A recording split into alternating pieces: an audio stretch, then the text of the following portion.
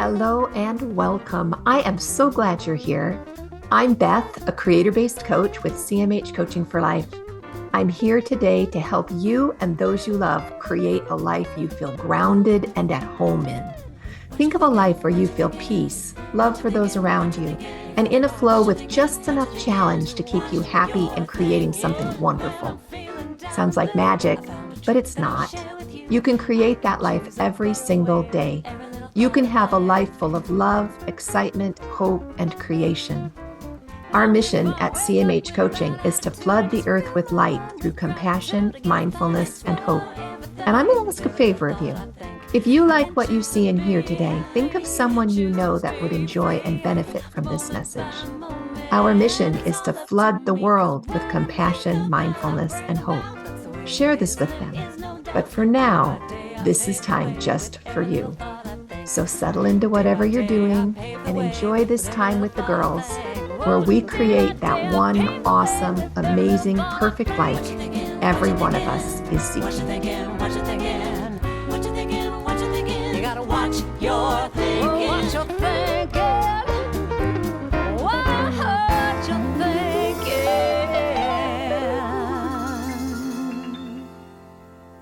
thinking. Welcome to a creator-based life. I had to put my voice on. Hold on. Welcome to a creator-based life. How's that? Oh, Was that that was better? creepy. No, that was creepy. All right, we're not going to do creepy. No creepy. Well, So creepy. we are here to help you and those you love create the life that you've always wanted, the life that you can't wait to wake up to in the morning and that you just love. You know, and we understand it's 50-50. Today's a Monday. You might not have woke up that way, but there are opportunities to wake up like that in the future. And we can offer you the tools and the support and all of the basics so that you can create the life that you love. And I'm here with Jacine Bonnet, who is a business coach, a creator-based coach, an avid fast walker, used to be runner, and a grandma, which is cool. And Jennifer DeRoos, who is, oh my gosh, so many things that Jen is. Okay, so she is a gifted hypnotherapist. She is a can grow most anything gardener, though I think she can grow anything. And she's just a wonderful, wonderful coach. Also creator-based coach. And you guys know me. I'm Beth, the author of, I love this. I'm just going to sit here in the silence for a minute because I can. A creator-based life. Yeah, creating your one awesome, amazing, perfect, incredible life.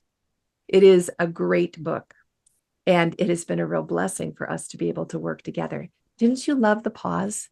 Because you know what? Then everybody paid attention to the book. I learned that from Jacine, just saying. Okay, so today, in case you're curious, we are talking about how to get out of being judgy. Feeling like a little judgy. Like it's typical for me if I wake up grumpy or if I get irritated about something late in the day, that is my go-to, that I become judgy. I'm judgy about my husband, or I'm judgy about something I saw on TV, or just feeling all that, drawing my opinions and judging somebody else. Y'all ever done that before? Not yeah. You. Never be judgy. No, but I've learned some tips and tricks, especially from Jen. I'm really glad Jen is here today because she's the one that introduced me to this concept of when I judge myself or when I judge my neighbor, I can choose instead to be, say it, Jen. Curious. Curious. Yeah, I can choose to be curious instead. And it has been magical. Just magical. And we're doing this 9C series, all of the C's for a centered self. We actually call it 10 C's because it's creator based, and that gives you the 10th C. But this is the third of the 9 C's. We did calm. We did, what was the first one we did? Oh, we did calm to begin with. And then last week we did clarity. But we didn't get together for clarity because Jen was in a snowstorm and Jacine was sick. Oh, so sick. We're really grateful she's back. Yeah. Yes. And then today we're doing the third C, which is curiosity or curious, because that centered self, that part of ourselves that is eternal and that goes forever, is centered with curiosity. So can you just kick us off with talking about the benefits of being curious, the things that you know about curiosity? Well, I like to figure things out. And so when this kind of like switched over to like the emotional and the inner world and the betterment and change part of my life, I was like, I got curious about that. And so I like to figure things out. And I was like, I wanted to figure out why I was such a hot mess, you know? And I'm like, why am I this way? Why? Yes. And to kind of, so I ask myself a lot of questions and I try and figure out why I'm having certain reactions or why I'm having certain thoughts. And, that I think can be healthy, but sometimes it can lead you down a rabbit hole. So you just kind of have to be, I guess, take it serious, but not too serious, I guess you could say. But when I learned the concept of being curious about your judgment, I can't remember which book I was reading, but it was talking about the psychology behind judgment and about how if you find somebody that's pretty judgmental or there's a certain type of judgment being held over a group of people or something, it usually is going to tell you more about the individual that is casting judgment than about the people. You'll learn about their beliefs. You'll learn about their values. You'll learn about their insecurity. You'll learn about them. And so I was like, that is fascinating. I never really thought about judgment that way because I was always told you don't judge, you don't judge. But it was like, I was like, well, that's kind of hard sometimes because we do have to make some types of judgments, but there are other judgments that are just not beneficial and possibly even incorrect. And so it's like you can kind of feel it. You can kind of feel it when it's not in line with goodness or whatever. And so I just got really curious about my judging, and it was like, oh, okay. but it was, I don't know, for some reason it just really flipped the switch for me to have some power over what I thought was powerless. Does that make sense? Yes, because judgment, quite often we feel victimized and we feel powerless. Yeah. Unless we're the one doing the judging. Yeah. Yes, but when we feel judged, we tend to go right into that victim role. So it was really it's been an interesting journey with that, but very liberating. I love understanding that about judgment. So now when I see people or hear people doing things, it's like it gives me an insight to their wounds and it gives me an insight to their life and where they're coming from. And it helps me to be able to either avoid, meet the need, or whatever, understand them better, but also myself. Yeah. Yeah, I love that what they say about you tells you all about them. Yep. It really just doesn't say a lot about you. It just tells you all about them. And they're giving you a gift by opening them up to tell you all the things that are important to them. That tells you a lot. And from there, then you can take that information and say something kind in return. Yeah. Something validating for them. So or nothing at all. Well, yeah, if you can't think of nothing nice to say, Mama always said, just don't say anything. Right. Yeah. But you're right. Curiosity is liberating. I've been really surprised at the power of allowing judgment to just keep flowing downstream and instead choosing curiosity. Justine, you look like you have something. I'm just listening. Yeah, I think I'm in the judgy part right now. So well, you're not all the way recovered either. And judge comes so easy when we don't feel good. There is a difference. There's a difference between judging and discerning. Well said. You have to understand what part, like what needs, because we do have to discern certain things in our life that are good and not good. And, and we do have to pass certain judgments. So it's like, it's just when I think we step into a role where we feel like we're greater than or better than, or, that type of stuff. We feel so powerful when we feel greater than or better than, though. It feels so safe for just a little while because you feel big and powerful. Yeah. Or we feel like we have to be the justice in somebody's life or something, Yeah. Yeah. Not my job. No. have plenty to take care of with myself. Yes. So when that comparison starts in our, That's a judgment. it is a judgment. Yeah. And I think that I find myself doing that often, whether I'm comparing my weight with somebody else's weight, or I'm comparing how you guys' hair looks really great today. I feel like mine looks crappy. I'm like, Yours looks really cute today. I love it. I It's was Gidget. thinking, She's got a Gidget haircut. over here. It's so cute. Yeah. so funny.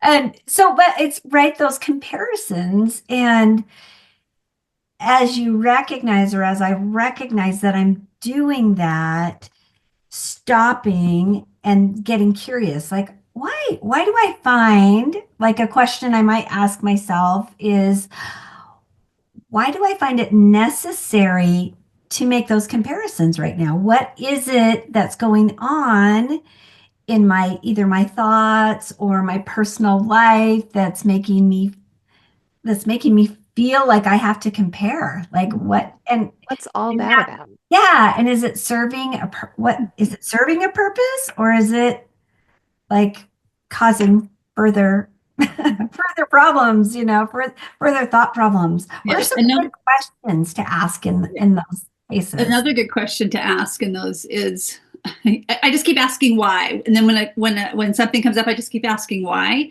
But even sometimes I'll just say, well, what's scary about this, or why am I scared about this? Because usually it's coming from a place of insecurity, Mm-hmm. of some type of fear-based emotion or Mm-hmm. belief. And it's usually, you can tie it back to something that happened to you so long ago. But it's like, yeah, but it's like, so I'll sometimes ask, like, I'm standing in this space of judgment. What am I scared of? Is it looking stupid? Is it not being accepted? These type of things. So sometimes I'll ask that question. I like that question. I like that a lot. What am I afraid of here? Yeah. Right up here. And then it would naturally kind of follow, when have I felt that before? Mm-hmm. Yep. And follow that back to maybe being able to resolve that original root. And why am I feeling it now? Oh. Yeah. What's got in common there? Yeah. Why am I feeling it now? And then what do you do with it when you discover it? Sometimes just discovering that is enough. Mm-hmm. And sometimes you're just like, okay, I have more information. What I do with it now?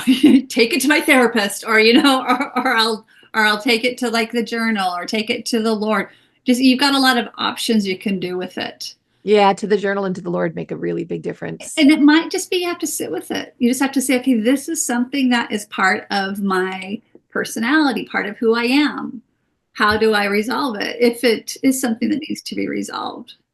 Well, at least what happens for me, my natural inclination is, when I get curious, because I recognize something's going on, usually what happens is, well, what's going on with all that? And then I can just kind of feel myself, my inner centered self, kind of reach out and take that part of me in and give them a hug, very much like I would with my 7-year-old when she came home all sad because one of her friends said something mean, and you just kind of scoop that part of you up. And wow, what's going on? Yeah. Yeah. And that really gives me peace. But that's the curiosity, but it's compassion with the curiosity. But it's also acceptance of that part that has been wounded. So that might be all that's necessary. Yeah. It's just that, like, you're there for them. You see me and all that. So sometimes that's all I have to do, and it lessens it. So next time it comes up, it's just a little bit lesser. Mm-hmm. So it really kind of just depends. It really just depends. Well, and I love to self-coach too.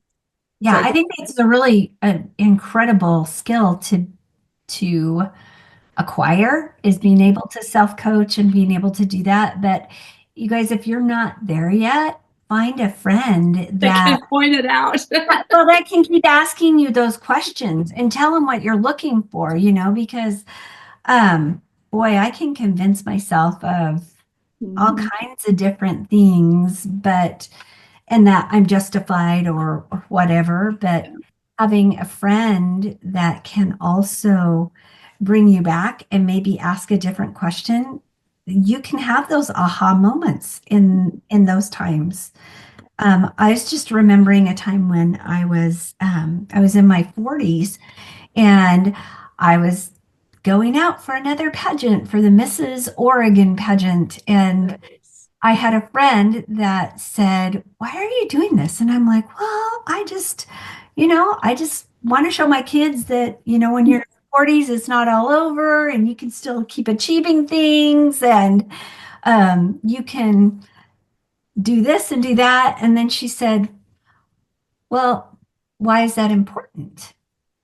And it That's an got down interesting to after, question. yeah, and then it got down to like three whys. And it came up that from when I was bullied in elementary school, I was trying to prove myself that I was worthy and that I was good enough and that I was smart enough and I was pretty enough and talented enough to be able to still roll with everyone else. And she's like, "Well, when is it ever going to be time when enough is enough? Is there going to be a time?" And that just like hit me like right in the middle of the forehead, like, whoa. And I Yeah. really had never tied that experience from elementary school with participating in pageants. Like I just never had. And it was just one of those aha moments. And after I was done, and when I went into the pageant, it was very different than the few I had participated in before because it was more about serving the Then women proving. that were there Yeah. and, praying with them and supporting them and being their cheerleader than for me about winning for myself, which was really a cool experience. And I had a lot of gratitude after the fact, even years later, people coming back and saying, "Thank you for that. I needed that during that time." So, That that is such a cool experience. And what a 180-degree flip from right. going in to prove to yourself that you were good enough to going in to help other people feel like they are good enough. Yeah. It was, Yeah. What a beautiful gift. That's a good friend. yeah. Yeah. I I love it whenever Beth coaches me, or I coach Oh. Beth, or Beth coaches you. Or we just get on the phone together. Well, no, what I love is I'll hear that like, "Oh, Jason got really mad the other day," and like we hit something, or like I will totally become that little like snot to Beth because I'm like, no, you just can't because that's when we know that we're getting to some of the big things that need to be more curious about.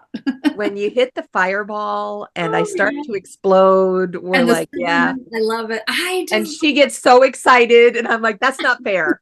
So mean. Stop it. But that's what really makes the change because we're to a root. yeah. And when we change a root and we bring it back into alignment with truth, our world changes. That's what we talk about in creator based. We go to our creator, we work with another faith based partner, and things shift. Yeah. Mm. And Jen is a very good faith based partner to work with. It's She calls it like she sees it and she doesn't let me out. Not fair, but effective nonetheless. Yeah. Okay. So I had an epiphany while we were talking. What if we were going to organize our whys, WHY, as we come up against something where we're judging, what would those whys look like? Let's kind of put together a little bit of a template. I Okay. can put it together in a document. We can put it with the podcast. And then if you don't have a friend to work with, you could work down the template and ask yourself the questions and write it in your journal. And I think you could really make some significant headway in feeling more centered and taking advantage of this sea of curiosity. Yeah. So The first thing that I always what my first why is whether like so it's going to be either I have a thought in my head and I'm like, why am I thinking that? Or like, why that, or I'm feeling an intense emotion, which usually has a thought with it, of course. But usually I'll be like, okay, why am I just mad right now? Or why am I okay, being so let's play with it just a minute. Let's yeah. say, why am I thinking that? Because they just said something really stupid to me. That was not nice. Yeah, exactly. So That's going to be what's in my head. Why am I thinking that? And why am I feeling angry? So where would I go next? Yeah, well, because to me, sometimes the think and the feel are just so close that I'm all like, which one is more present? The feeling of being angry or hurt, or the actual words. So it's like whichever thought. So sometimes it's like I can't distinguish, which one comes first, because sometimes, it's just the bigger one. And so like it'll either be an emotion or a thought for me. Right. And that's what I say, well, cool, why is this? It helps me too to find the feeling in my body. Something about finding it physically, like this anger in my shoulders or this hurt in my chest, this heartache, it like slows my brain down enough. I think it gives space between like your emotion and, like you said, slows it down so your brain can think about it. I think it gives that space for you to have that. And I'm more clear in what I'm thinking then. Yeah. Because I sometimes don't go to the body. Sometimes I'm like, I'm just raging. So I'm all like, I just need to get to figure I just need to break something. Okay. Yeah. I just need to like figure this out or whatever. Yeah. So, and then later I'm trying to be better about like, oh, that's that sensation. I'm trying to get better about that. But yeah. So once you get that curiosity going, why am I thinking? So why am I thinking that and like that when they were so rude and mean to me? Yeah. So well, the next question would be they were rude and mean to me. Then where do I go with that? Well, acknowledging that, I'm just like, well, then why does it matter to me? I mean, like, because that will tell me where my story is coming from. Well, why does that matter? Why does it matter? I love that. Why does it matter to me? And I'm like, oh, or like, what? Yeah. I just kind of like, why does that matter to me right now? Because I'm all like, because I've noticed there are some days like I can handle things other than other days, and I just don't know why that is. Okay, so in that scenario, why does that matter to me right now? They made me look bad. Or they maybe reminded you of something. Okay, so what would my next curiosity be then? Would it be, why does that matter again? Well, yeah, and you probably could keep asking that, because usually by the time it's like, why does that matter? I'm already kind of connecting to the story in the past. Yeah. Or the mini stories or whatever. I'm like, oh, here's my shame sandwich. Okay, I understand now. Wait, I want to know about a shame sandwich. Tell me about a shame sandwich. My shame sandwich is just all the things that are between the bread that is my shame, like my shame story, my shame issues. And so I'm like, oh, I'm biting into this one. It's familiar. I know where my shame comes from in my life. It's my stories of that created my shame. So it's a story that you feel ashamed of with another current story? Yeah, or just all the stories, because you can always take the lettuce off your sandwich. You can always put it back on. It's just like it's just. Oh, so I get to have pickles and mustard and tomatoes and lettuce. So I've got a big tall shame sandwich. Yeah, whatever creates that sandwich you're eating right there, So. What an interesting thought, because in my mind's eye, I see this huge sub with all of these stories that all support that shame belief that's somewhere down here towards the bottom. Yep. That's causing the reaction. Yeah. And the viewpoint, because all of this ends up in our personal reality. Because when we start figuring out what's on the bottom of the shame sandwich and we work with that, whatever that is, reality looks very different. Very different. And I think we have to have a what in there. And what does this profit me? Yeah. What is the payoff? Tell me about that. Like, once you get to that, why, and you keep having the whys, then what good is this doing me now? Is this doing good for me? What is it profiting me? Or is it pulling me down? Am I just adding more meat to my shame sandwich? Exactly. I for some reason, what works for me is to ask, well, what's the payoff?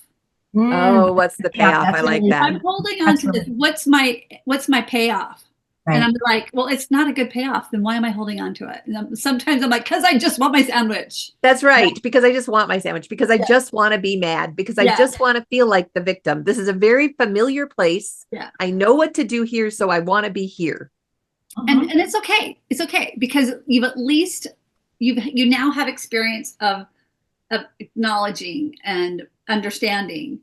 You don't have to go through the whole process and be perfect every time. No, now you're just like, you don't even, but just the sorting If you're sorting your thoughts like that on a regular basis, you just can't help but get better at it.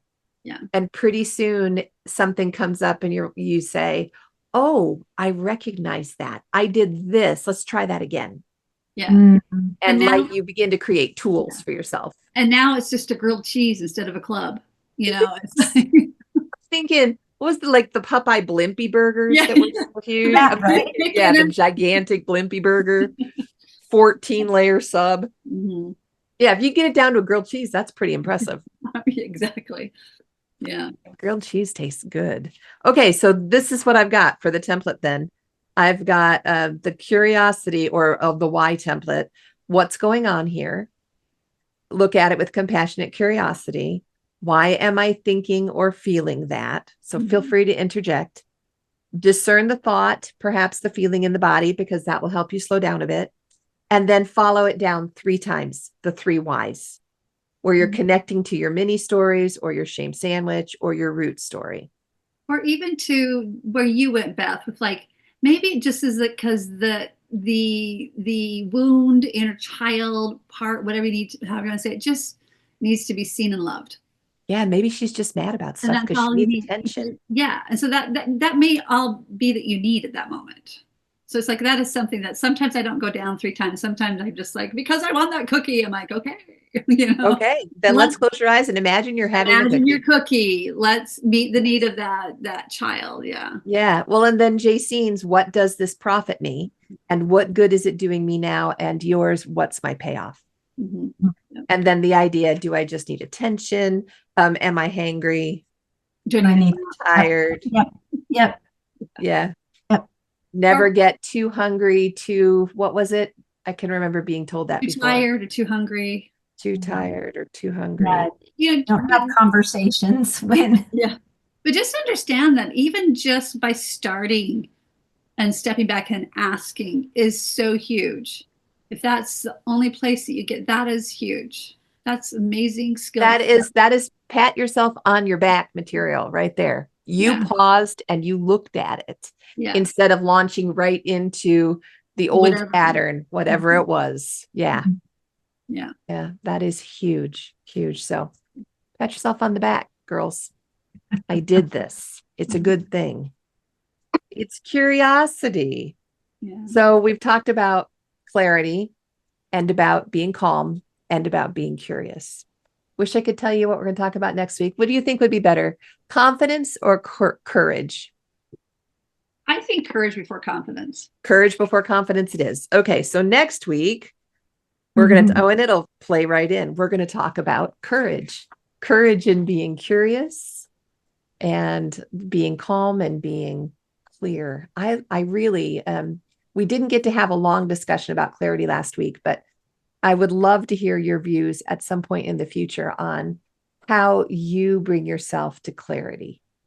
We talked about it in Coach and Clear last week, and we talked about it in Mastermind last week, and it was really cool, but I don't want to share their news. You know, I would love to hear from you guys at some point what you do and how you go. Because my guess is for you, Jen, for sure, that your curiosity and your clarity are intertwined. Yeah, I guess you could say that. But following it down, you know, with your curiosity, you're going to come to clarity. Mm-hmm. Yeah. No, yeah. I guess you could say that. Yeah. But then we're going to play with courage next week, what it means to do hard things with courage. Mm-hmm. And maybe tell some stories. Jacine's got some really good courageous stories. So Jacine, are you well enough that you're going to do book club this week? You're going to give it a week off? What are you thinking? Yeah, we gave last week. Gave it a week off. Well, last week you probably were asleep because you were too sick to even wake up. I really was asleep. Yes. Yeah. What about this week? Yeah, we'll be finishing our book. I have it out on my sofa. So, and I can't even think of the word. That's okay. You can just call it recover. Breathe, be, give. That's right. That's right. And you'll finish that one this time? I'll finish it. And there at the back of the book, guys, are some really cool exercises that they've laid out. In different one more time, concepts. The name of the book. It's I know be, give. What's the first word? Breathe. Breathe. Be and give. and give. Mhm. Such a cool progression. Okay. And they have some really cool, like practical applications as you go through the process. Some meditations, some mantras, and to help you decide what's really, really important, and create some changes in your life. And yeah, That's so it was cool. really yeah. Can That's I really cool. share something about a book that I ran across? And I think it might kind Please. of, I feel like this poem in it is going to wrap up kind of, well, not wrap up, but like really help with some of the stuff that we talked about.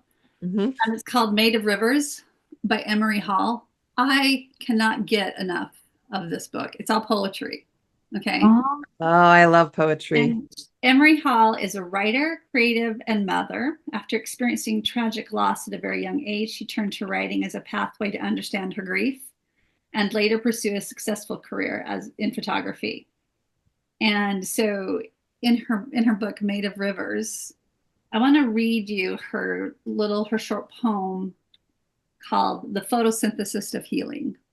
Oh, wow. Yeah. Yes, please. Yes, Yeah. please. It's a plant. Jen's going to love it. It's a plant. Hello. And it's river. Come on. It's all nature. So the photosynthesis of healing. What will become of this story inside my chest? Will I excavate it from my bones, give it light and water and air? Let it bloom into a garden of flowers in your name? Or will I let it stay and let you bury me? This is the question I am always asking myself. What will become of my stories, gardens or graveyards? ooh. Yeah.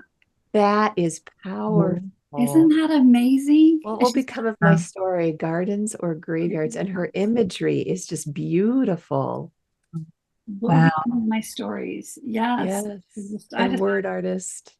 She is The great. story in my chest. You can Wow. get it. You can get Made of Rivers on Amazon, or you can visit emeryhall.com. Yes. I'm going to go look for sure because I love poetry. I And love she it. is just a soul that one of those souls when you hear her talk, you're just like, oh, I just want to sit in front of you. I wonder if she's on YouTube. I saw her on a podcast. Oh, cool. On a YouTube a podcast that's video podcast. Is it Emory? Emory. Emery Hall. Emery Hall. Got it. Made of Rivers. Beautiful. A beautiful poetry cover too. Wow. But Thank you for that. Photosynthesis of Healing was amazing. She's got so many good, amazing ones in there, but that one really struck me. I'm like, because it is about The story in my chest. your stories, and it's about you have choice. Are you going to make it gardens and beautiful or graveyards? Yeah. Yeah. Right. And it's all about curiosity. Yeah. What will I do with this story in my Story chest? in my chest. That's Mm. beautiful. Well, thanks, you guys. Yes. Thank you, especially for the poem. It's beautiful. And we will see everybody next Monday. And Jacine, I guess you'll see folks on Wednesday. Yeah. She's like, yeah, maybe. Yeah, she's got to sleep a couple times between now and then and get stronger. Right, that's right. But it's coming. It's coming. I'm running frequencies for you right here. Thank you. Just saying. Yay, I love it. Yep. They make a huge difference. Yep. All right. Great to see everybody. So good to be together, you guys. Oh, it's been a while. Let's do it again next week. Sounds good. Bye, y'all. Bye.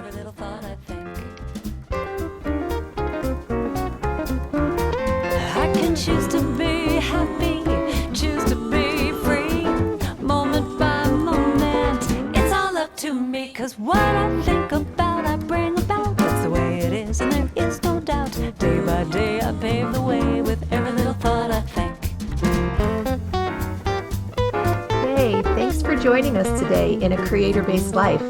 I hope you felt that compassion, mindfulness, and hope you came seeking today. You can find more of it at cmhcoaching.com or on Linktree/CMHcoaching. Of course, any social media outlet, we're there too. Because you felt the benefit and light in this message, please invite those you care deeply about to join us. Help us to create a ripple effect across the globe of compassion, mindfulness, and hope. Then we can create a creator-based life together. Have a great week, y'all. We'll talk to you soon. Gratitude to give thanks for everything with every little thought I think.